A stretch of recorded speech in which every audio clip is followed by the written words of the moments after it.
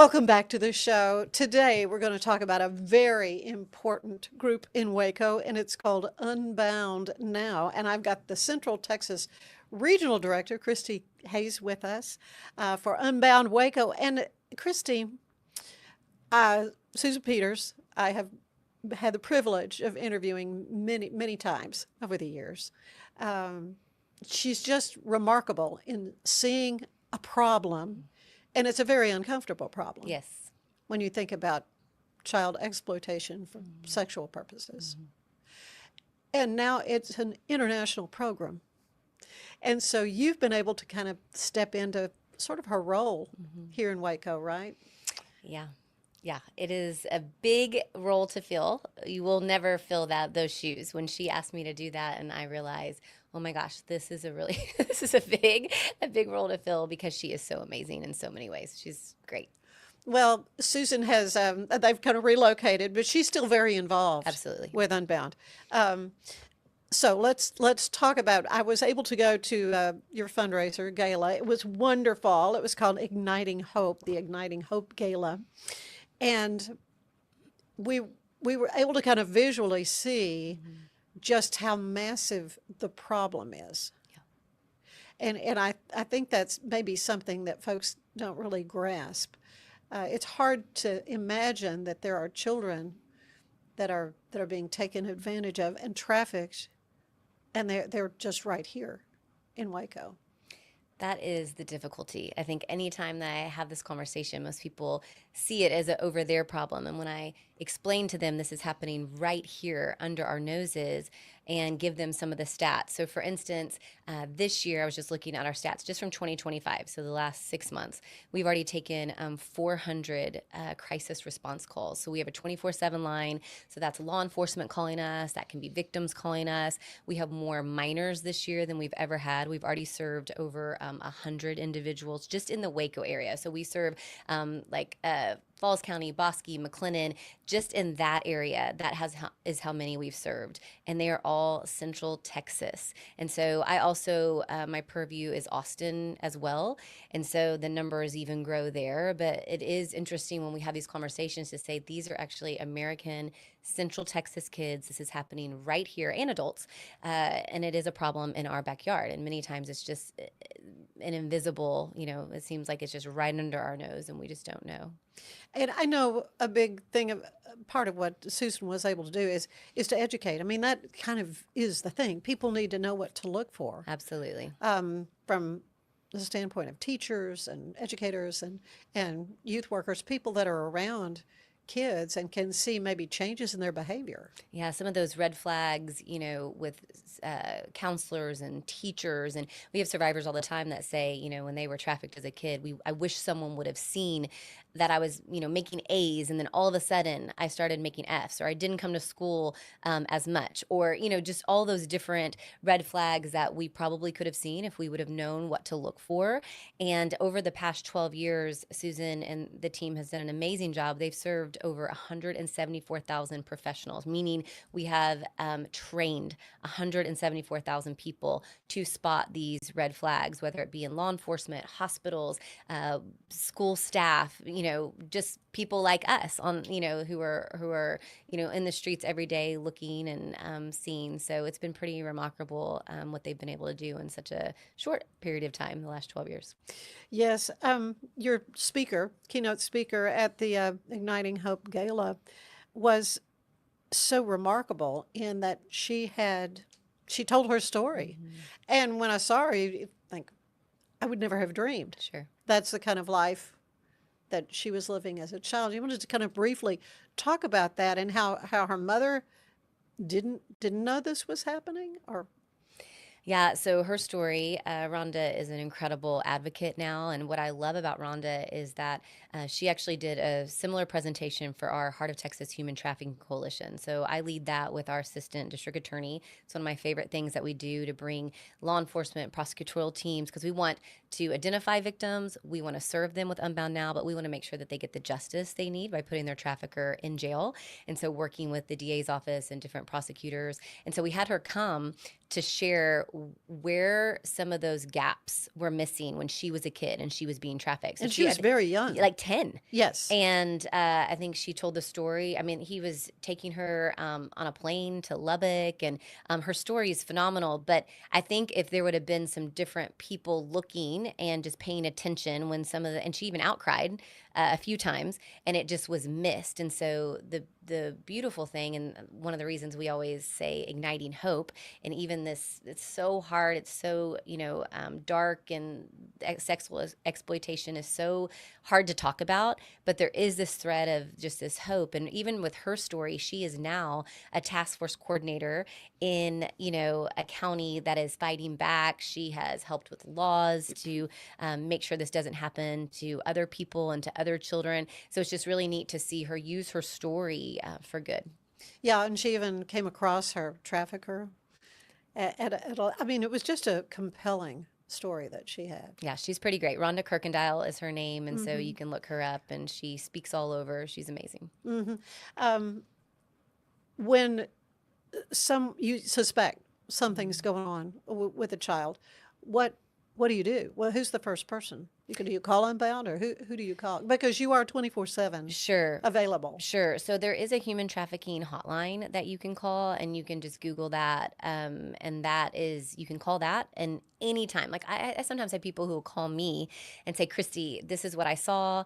This didn't look right. What should I do? Should I even do anything? I'm like, absolutely. Always do something. Like if you see something, I tell my kids this all the time. Like if you see something that doesn't seem right, like in your gut that something isn't right. And so you can call the human trafficking hotline, which is a national hotline, and they can get the right people involved. And then of course you can call us at Unbound Now in our Waco office or wherever people are. If you go to our website, unboundnow.org, and go to service regions, it gives you all the 24/7 crisis response lines. And so then our advocates are always answering, and they can help say, okay, we need to get law enforcement involved, or the next call you need to make is the trafficking hotline or law enforcement.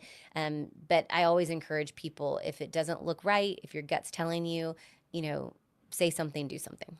Yeah, you mentioned law enforcement and the prosecutor's office, and I know Josh Teetons in his office, the McLennan County DA, was honored Yes. at the banquet. And so tell us what that means, that collaboration that you have with Unbound Now and the DA's office.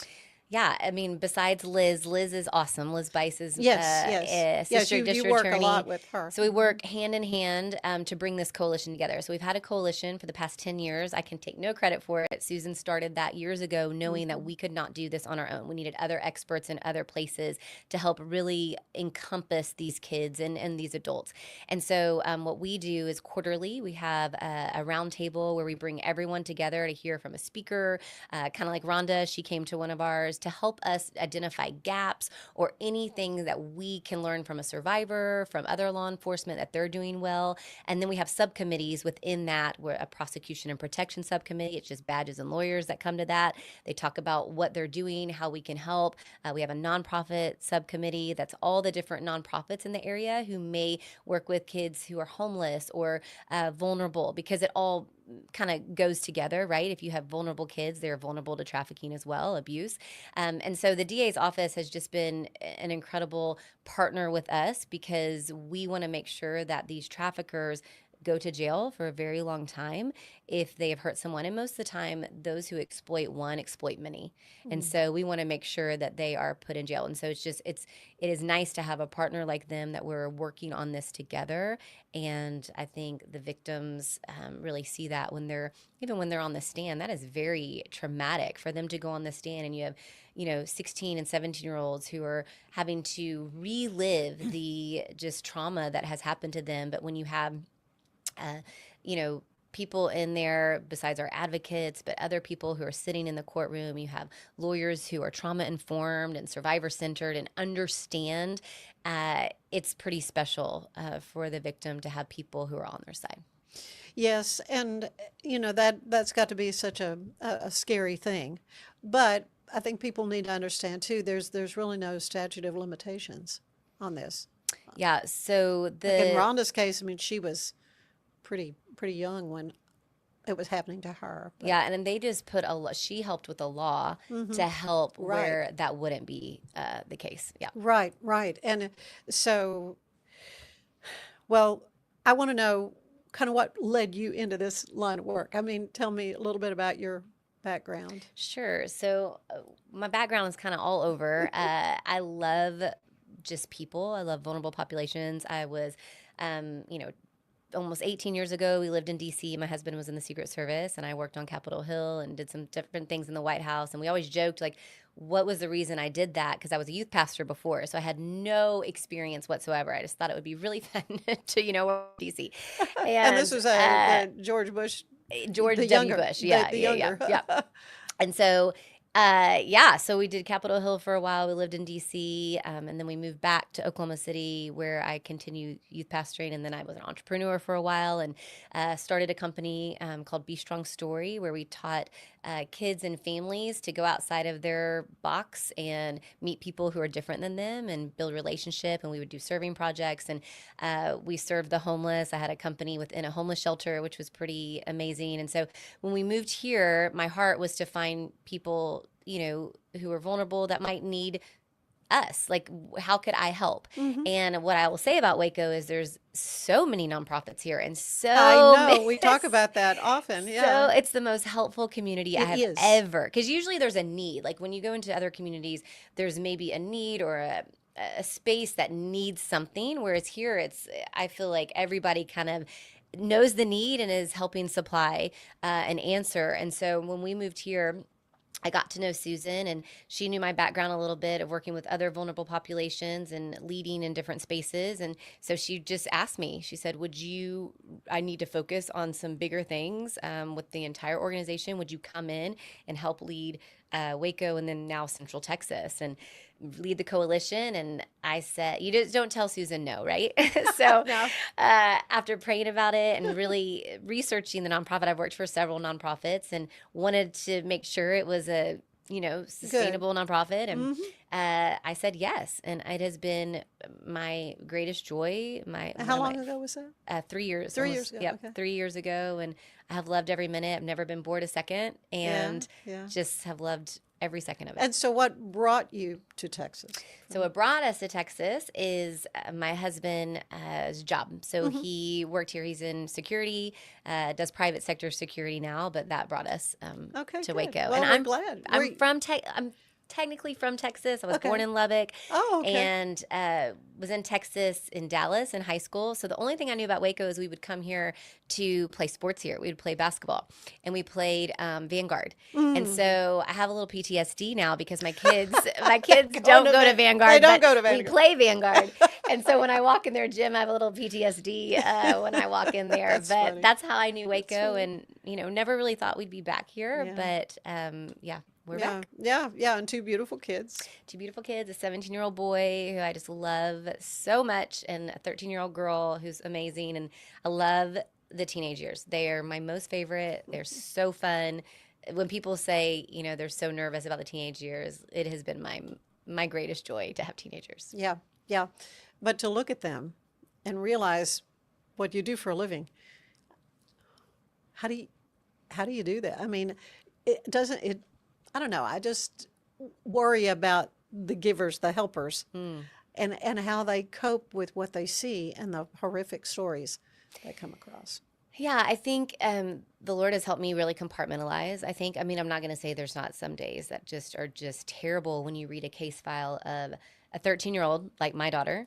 And, I know what my daughter has, and she has a stable home, and she goes to school, and she does all the gymnastics, and she does all the fun things. And like a 13-year-old should feel loved and protected. And then you have another 13-year-old who's lived in 10 different foster homes, who's tried to take their life, who has had no hope because she was, trafficked and exploited and abused by the very, family.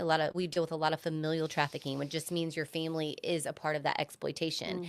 And so to think of a kid is just a whole nother trauma of, wait, these are my parents. They're supposed to be protecting me, but yet they are exploiting me. And so, when you see stories like that, and you see we have a home for girls ages 12 to 17, and I see those girls come in, and they're not much different than my daughter. And so that is definitely, it makes you more passionate about what you do. Yeah. And it makes us have really, vulnerable and just conversations with our kids that are just kind of lays it out and lets them know I'm not fearful for them, because we know that traffickers look for vulnerabilities, and not that there are not other kids like in a home like mine that can't be trafficked, but if you're constantly talking, if you're looking what they're looking at on the internet, if you know their friends, like I'm in their life, I'm not afraid of that. But they definitely know the warning signs. My little girl actually flew by herself this last week, and she came, and she knows. I mean, she is no one's gonna mess with her. And I said, "Did anyone help you,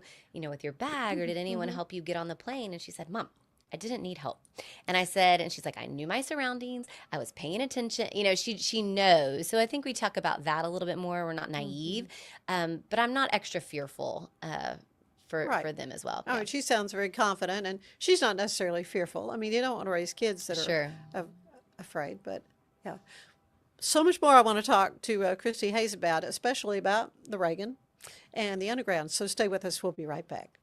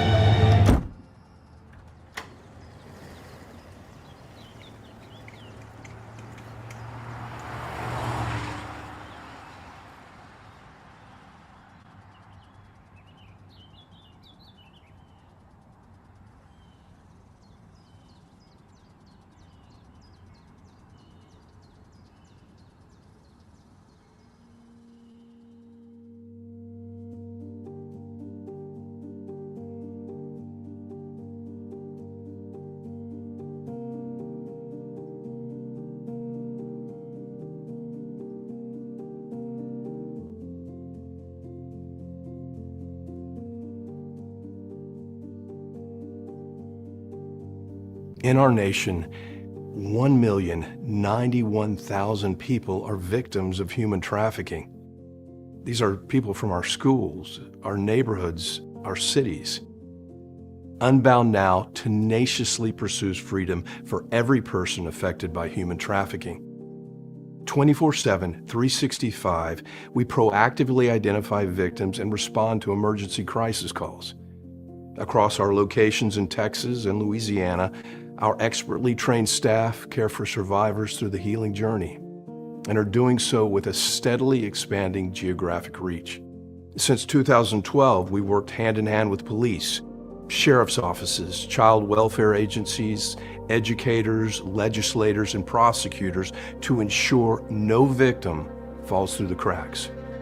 When law enforcement identifies a victim of human trafficking, Unbound Now is often their first phone call. A trafficking survivor, when they're found, faces a critical first 24 hours. Our staff initiates immediate safety planning, ensuring that this child or adult is not re-trafficked or further endangered. As the situation stabilizes, our advocate walks alongside the survivor to get their life back.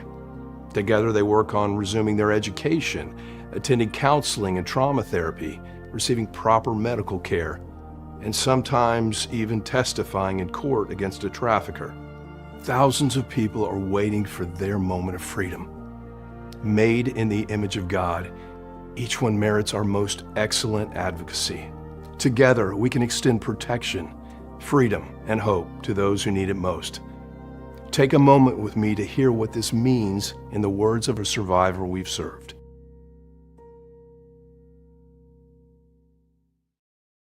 My life was pitch black.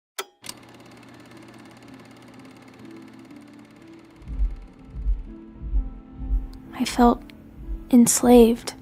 I felt deserted, lost, exploited, wondering if I'd ever be free from all the pain I endured. My life felt like a nightmare, like a bad illusion. The only light I had was Unbound Now. I had no money. I was alone, several states away from home. My mom had no idea where I was until Unbound Now found me. They helped me to get home by arranging a flight that very next day. They housed me while I was waiting to go home. They even gave me a flip phone so I could call my mom. I didn't know there was something out there that could change my life. I thought I was stuck, trapped in this life forever. I felt like God was using Unbound Now to guide me on my path to recovery.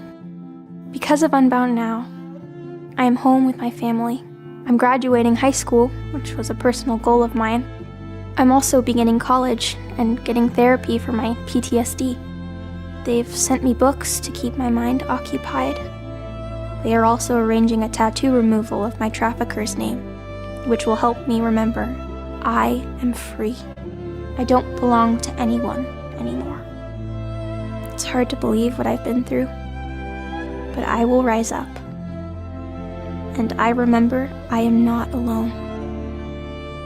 The world keeps spinning and people move on, but Unbound Now continues to check up on me and my new path of freedom. I am so thankful for Unbound Now. God bless.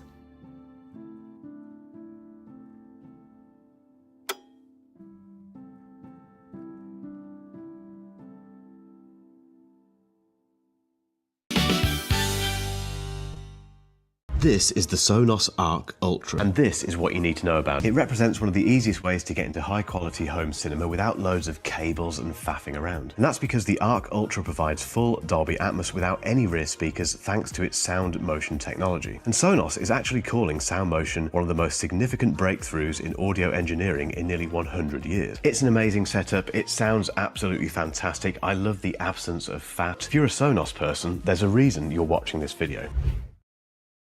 I am so grateful for the work of Unbound Now Waco. They are truly saving the lives of trafficked victims. Stay with us a little later in the show. You'll meet my new sidekick, Elizabeth Riley, our Act Locally news reporter. With over 50 years in the industry, Arriva Hospitality Group has been delighting guests with unforgettable experiences across Mexico. At Arriva Hospitality Group, we are looking for investors who share our dream of making people happy while our investments grow. Take a closer look at arrivahotels.mx. Let's unbox the all-new Walking Pad X21. It is the hottest thing on the fitness market right now. Whew, I like it. I like it a lot. Well done, Walking Pad.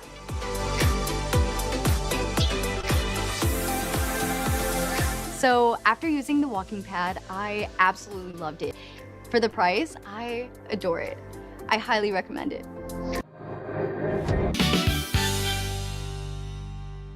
And we're back with Kristi Hayes, who is the Central Texas Regional Director of Unbound Waco.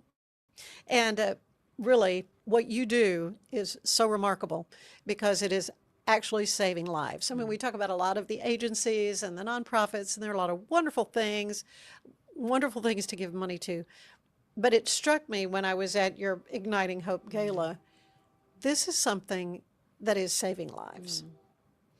I appreciate you saying that. And I have to say, I'm not in the trenches. My advocates are in the trenches. They're getting the crisis calls. They're traveling, doing they're all in the hospitals, Right. you know, at 1 o'clock, at 2 o'clock in the morning. I think they've traveled, what did I say? It's like over 20,000 miles this year in 2025, going from crisis calls to hospitals, to juvenile detention centers, to sheriff's offices, to jails, you know, all the places that they're meeting the survivors. And I'm so grateful for them. But yeah, it is a lot. And I do agree with you that they are saving lives. We recently had a minor who, had we not intervened, would still be on the streets right now. And I really don't think it would not have been a good situation for her. And they're that really every single weekend when I get reports and when I talk, and they're just doing it. This is what they do every single weekend. And they do these response calls, and some of them are scary, and some of them, you know, require law enforcement being there with them. But I do agree with you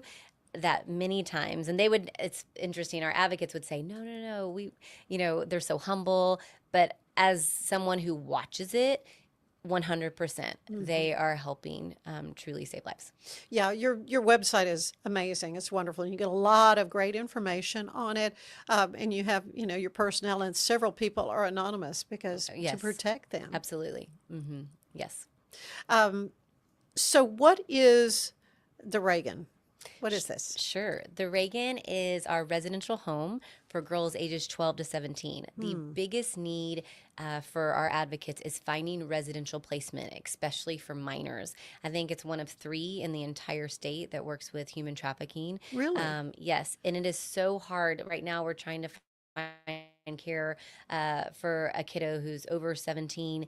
And really, like, it is this pivotal time that if they do not have a place to be, I mean, their life can go this way or this way.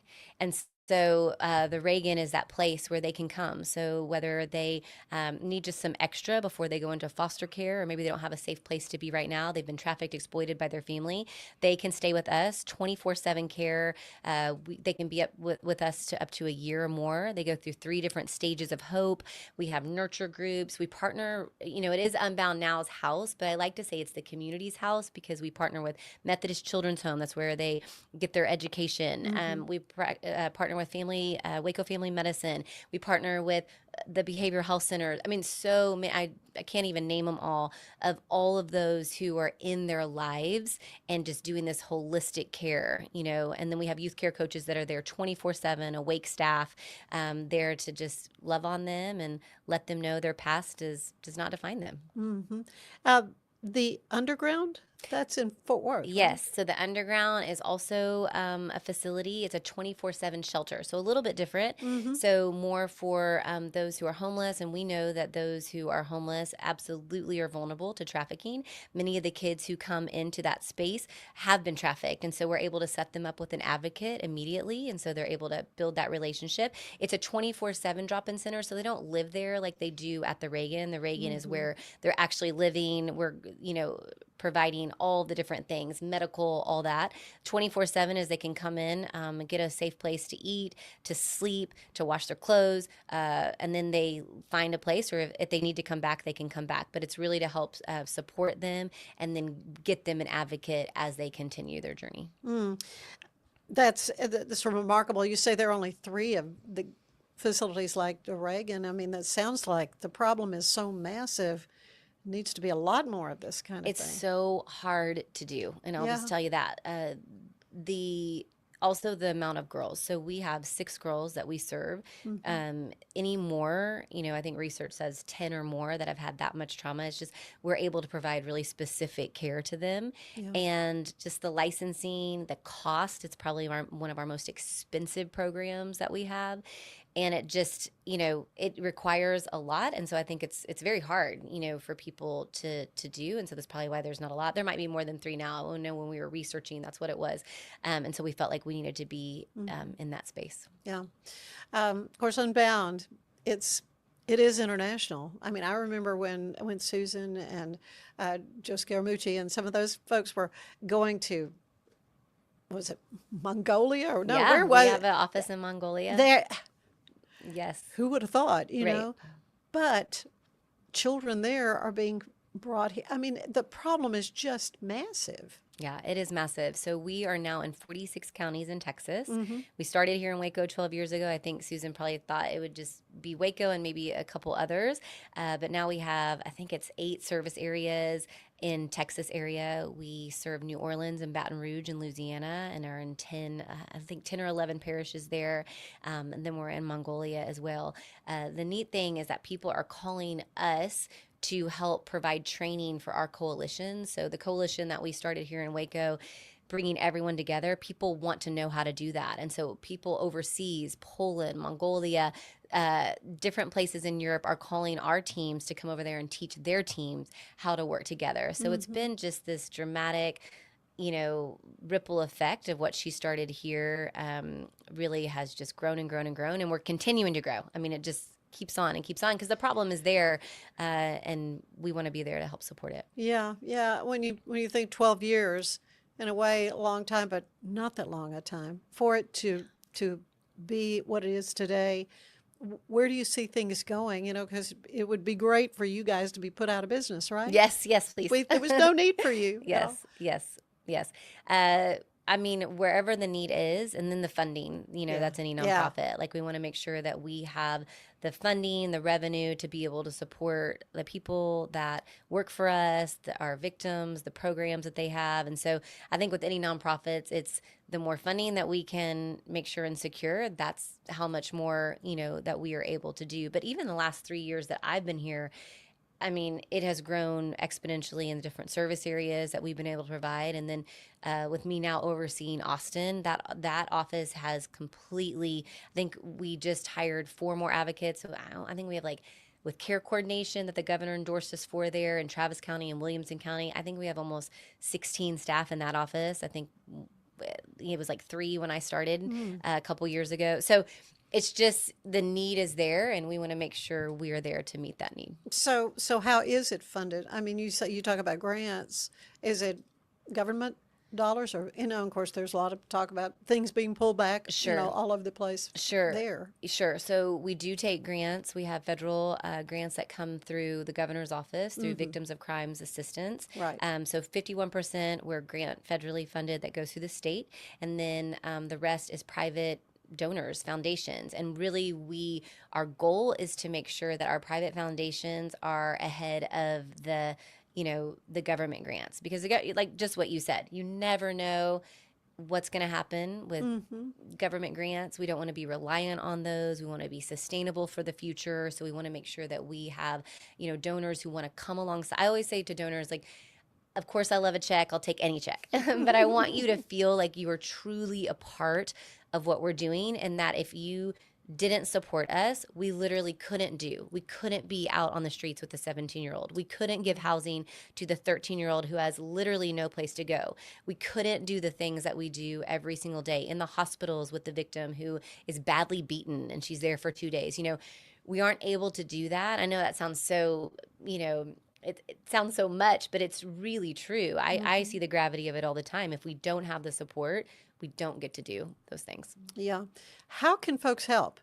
I mean, number one, do you need volunteers, people Sure. to be trained? Maybe they have a passion for this kind of work. Absolutely. How do they do that? How do you go about so if doing you that? go to our website, unboundnow.org, there's a volunteer button, and it kind of shows the different things. We always need people who will come train in juvenile detention centers, in middle schools and high schools. There's lots of different things. And then, of course, your monetary support is so beneficial.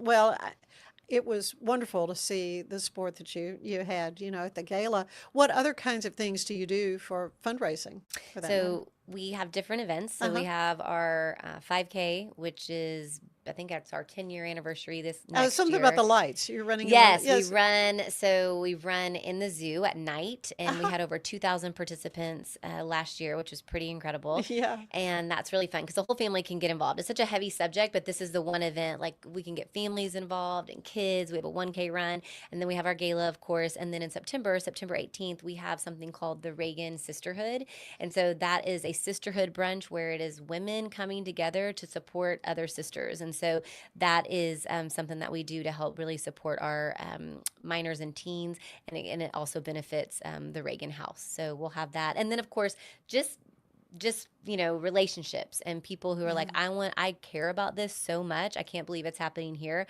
what can I do? And just building those relationships with donors and having them a part of the process is pretty great. Oh, yeah. So the September event, where will that be? Do you have particulars on that? Yes, so that is at the Art Center Good. of Waco. How and nice, yeah. Yes, at 11 o'clock.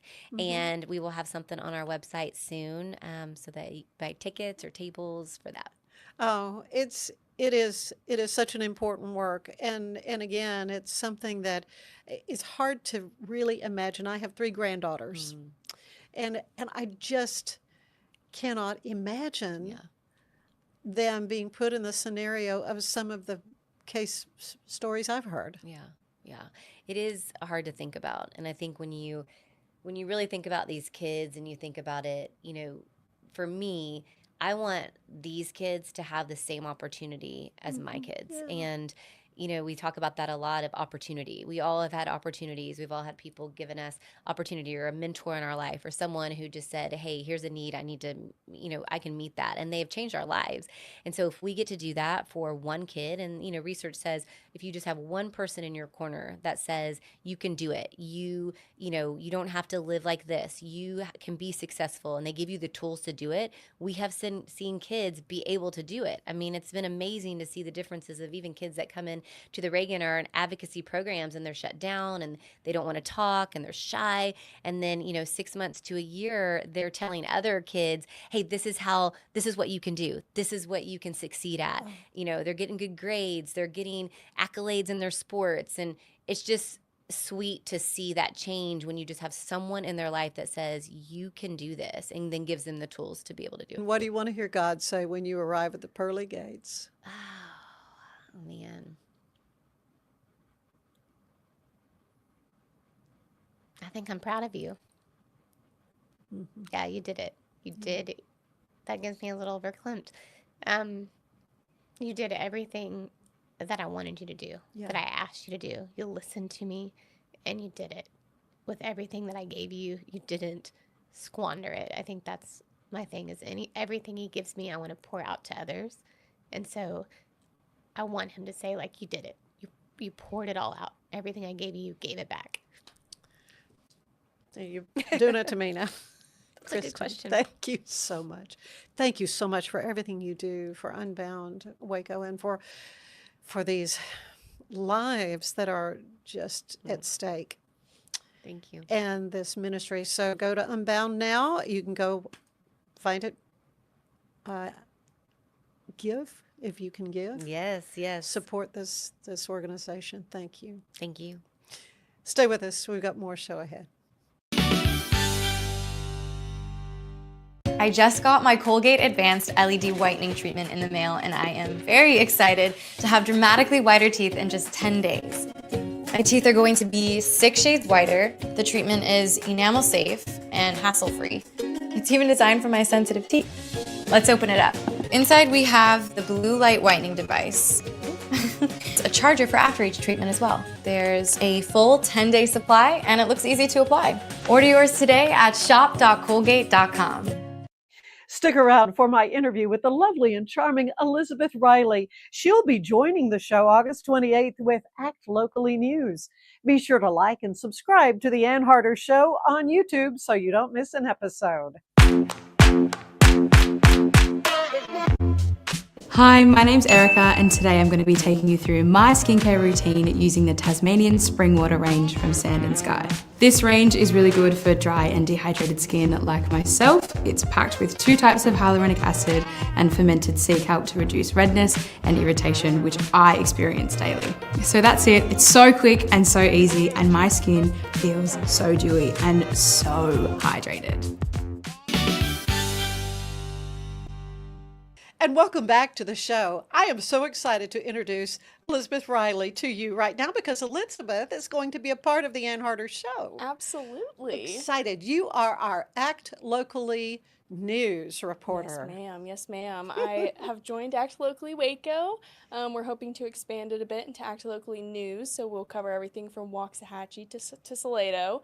And we will be just talking about ways to get involved and take action, help out your neighbors, and do things that reset your social batteries and just take care of yourself. There is a lot happening in Central Texas. Absolutely. And There's that's a pretty lot big going on. geographical area you're talking. Yes, and it's still growing tremendously Yeah. at rapid rates. So we're just hoping to catch all the little things that perhaps might slip through the cracks when people are looking at what to do and ways to get involved. Well, what I love about this show is that we are hyper local. People ask me, Yes. what's the Ann Harder Show about? And just anything that's happening here in Central Texas, which is, there's a lot. Yes, for sure. So we're really excited to be joining board and hopefully getting some people informed on what to do. Okay, so tell me all about yourself. I do know you are from Nashville. Yes, ma'am. Which is how you pronounce it, not Nashville. Not which is Nashville. how I said it the first time. She said, no, that's Nashville. Nashville. Okay, so you native? Yes, native Tennessee? Tennessean. I grew up there for 18 years, and then I finally moved when I went to Baylor University for college. How did you come upon Baylor University? That's always such a good question. Yeah. I like to say that Tennessee and Texas are sister states. Yeah. They're very overlapping in culture, community. Texas is obviously its own thing, and I will never try to step on that or try to put myself above it. But they're very, similar. So my aunt lived in Round Rock for a long time, and so we were always coming here, passing through. Never even knew that Baylor existed, and then came and did the self-tour. I didn't even take a tour with the official campus and whatnot, so it was empty. The campus was dead, and Really? I still was like, I can see myself growing into this space. So I felt right at home, and there was a lot of things that kept popping up, like Franklin being the main road through downtown Waco, and Franklin is the town that's right That's outside true, of right mine, outside and of Nashville. Yes, absolutely. And Baylor was founded in Independence, Texas, and my high school is Independence High School. There's just so many I little love those commonalities. Yeah. overlapping tidbits where it was like the world was just pointing me like, this is where you got to go next. This is where you got to go next, please. So did you grow up Baptist? I did not. Okay. I didn't grow up very religious at all. So I was kind of just putting myself out there. I didn't know what to expect. Also because I went to public school my entire life, and this is the first time I'm taking private education. But I definitely was, I was definitely able to find my community in a very unique way. And so I definitely wouldn't change anything for the world. So did you know when you came what you wanted to major in, and tell them what you majored in? Oh, so I actually started out as psychology. Okay. I was really interested in neuroscience, perhaps becoming a neurosurgeon in the future. That was my dream way back when. And then I just realized that it wasn't the gig for me. I was definitely there, trying to figure out ways to help myself. I wasn't in it for helping others. And so for myself and for others, I decided to remove myself from that and change course. Right. So I added on English as a minor, and then I took a pretty life-changing English course with one of my favorite professors, Dr. Jonathan Reynolds.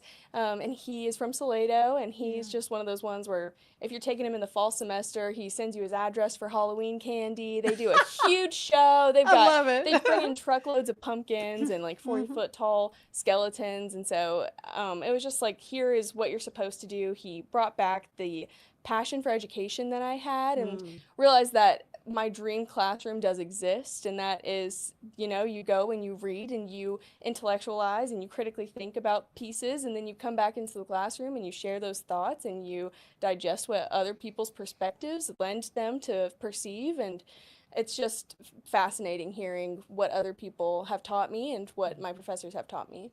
Yeah, so you were an English major or a minor? Yes. So I switched to English full time. So I Okay. majored in English literature, and then I also found professional writing and rhetoric, which was a bigger platform for me to be able to take everything that I was ingesting and was able to create my own content and, push whatever I was thinking about into actual words, which was just absolutely fascinating. Well, you had told me that you love being an archivist I too. do, Now, how did yes. that all happen? Yeah, so I was actually working an on-campus job with the Institute for Oral History, and I was a transcription assistant. So I was listening to raw audio clips and I was reading the raw transcripts. So they would take interviews and they would run them through like an AI-generated platform that would write down everything it was hearing. But obviously, when two people are talking over each other, technology can't pick up the little tidbits in human conversation. Yeah, and some words end up really weird. Right, You right. go, no, People that's have- not what they said. Trying to translate a Texan accent, There's that. Yeah. could not. So it's not fail-safe, and so they have to But bring it's in a the big backup. it's a big help, and then Yes, transcribing every word for yes, sure. and you don't have to go in and type out every single word. Yeah. So I originally started doing that on campus with the Institute for Oral History, and I was listening to all of those interviews, and I was learning so much. I became my own like little Waco historian. I was sharing all the facts So with my who? Tell me, friends. was there a particular person that you were listening to their oral history? No, I was on all collections all the time. Oh, okay. I worked there for a little over a year and a half, so I I was wondering if moving. anyone was kind of standing out in your mind as somebody you Definitely heard. the Waco History podcast with Oh yeah, with Dr. Mark Steve, Sloan. Dr. Yes. Sloan. Yeah, Yes, Yeah. he is just phenomenal. He's so funny. he's The guests- wonderful. He's the been a guests that guest he on had this show. Yes, the guests that he would have Yeah, on were yeah. just absolutely informative, and I was taking everything that I learned and sending it to people, sharing it with friends.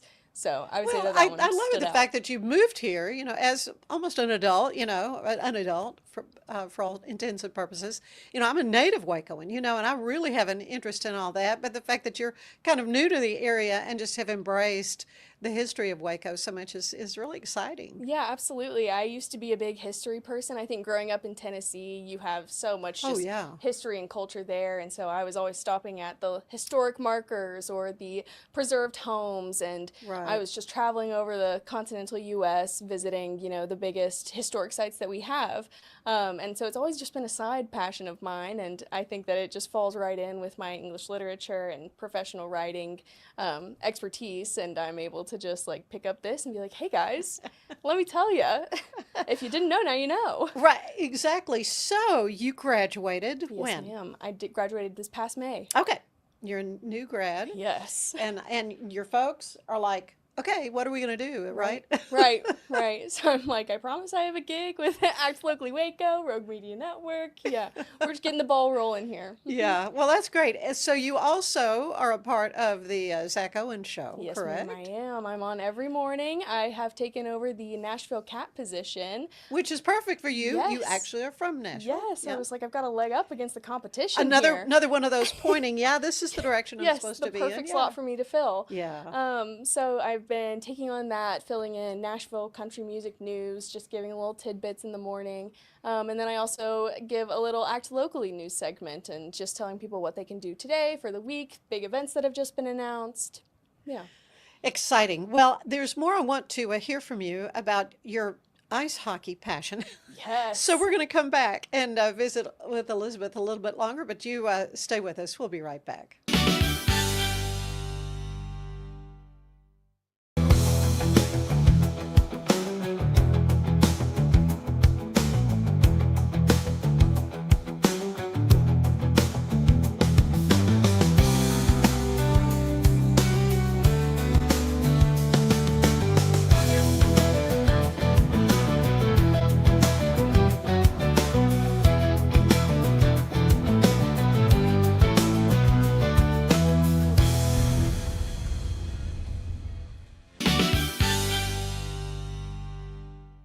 we're back with Elizabeth Riley, who is the Ann Harder Show Act Locally news reporter. Yes, ma'am. Which is awesome to have.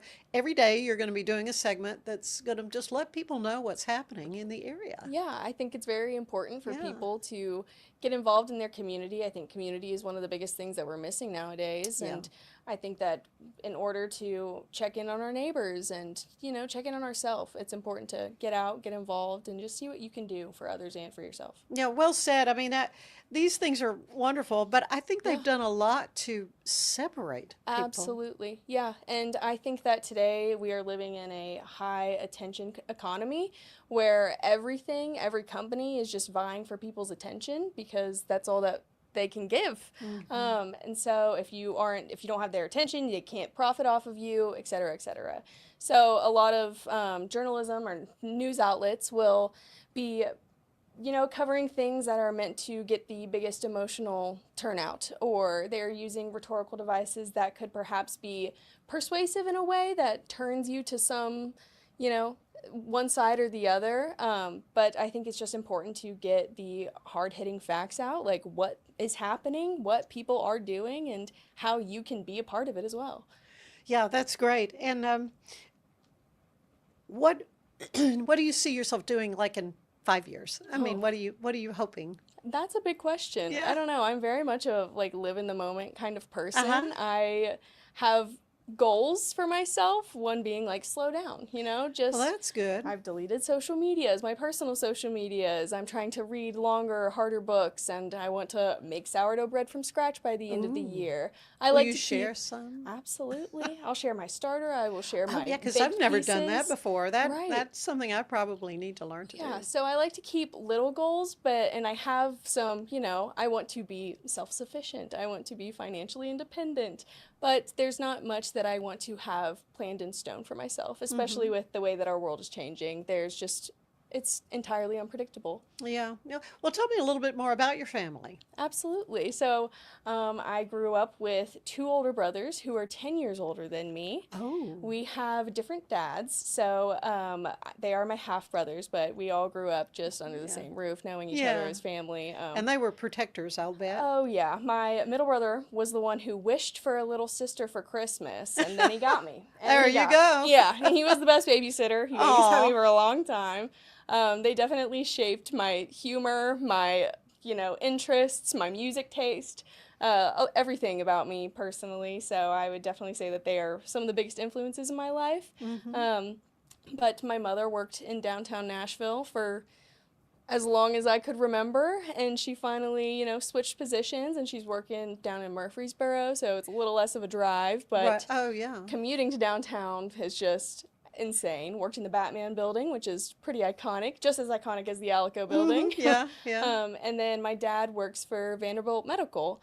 Doing their, Vanderbilt, big. Yes, thing yes. there. So he's doing anesthesiology records analyst. Interesting. He just makes sure all the T's are crossed, I's are dotted.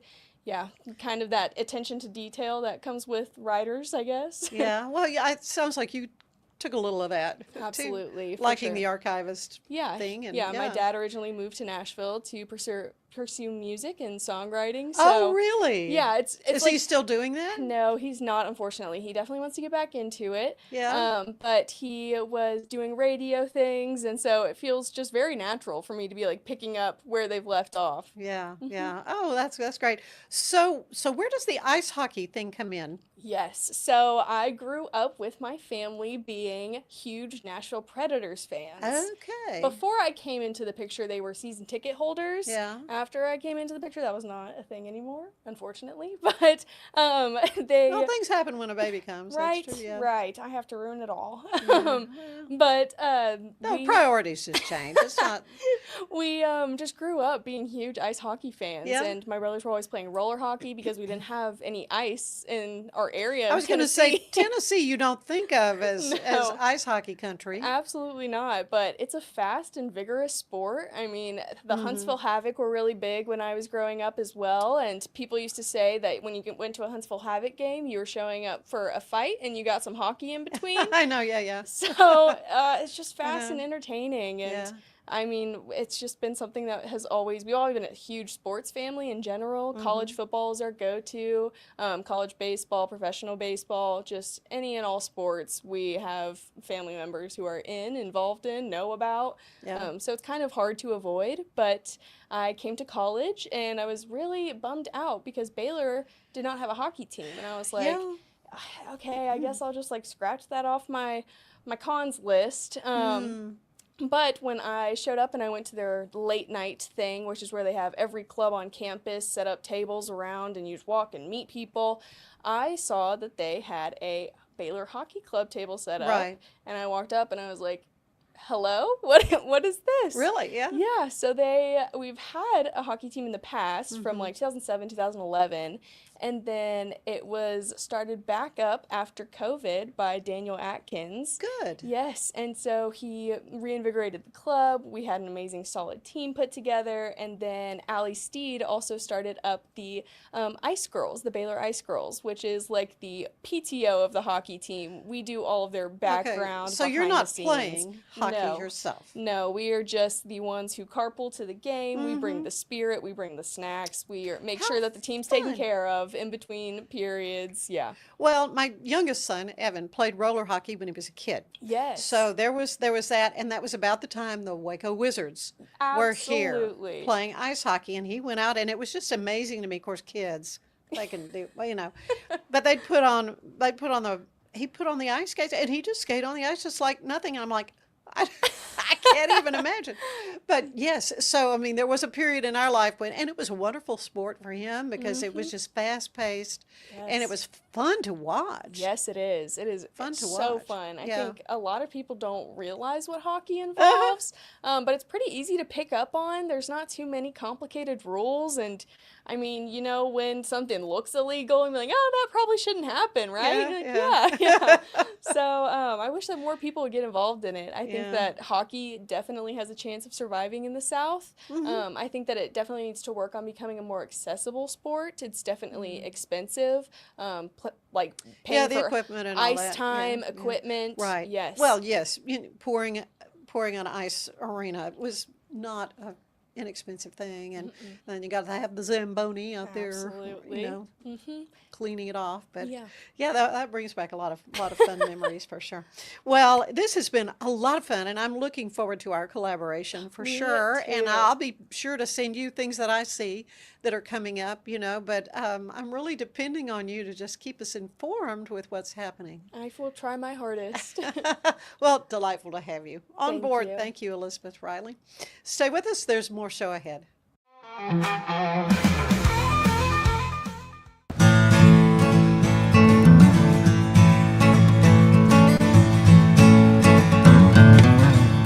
Yeah, I don't want to go to Austin. I think I made that pretty clear. Must be something in the water, makes everybody weird. I'd rather die in Waco, live forever in that town. No, I wouldn't piss on Austin. The whole damn place was burning down. I see you wreck San Francisco, San Diego and LA. Now your sights are set on Texas for your new home on the range.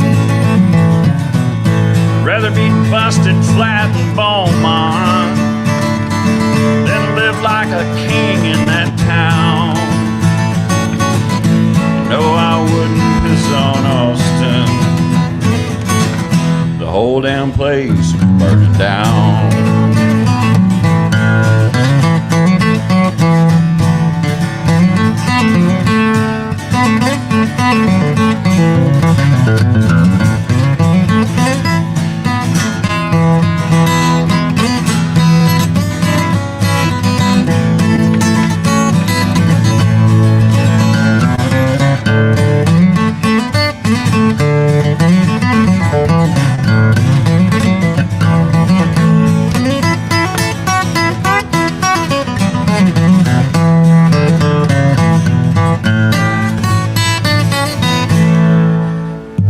Have a great day.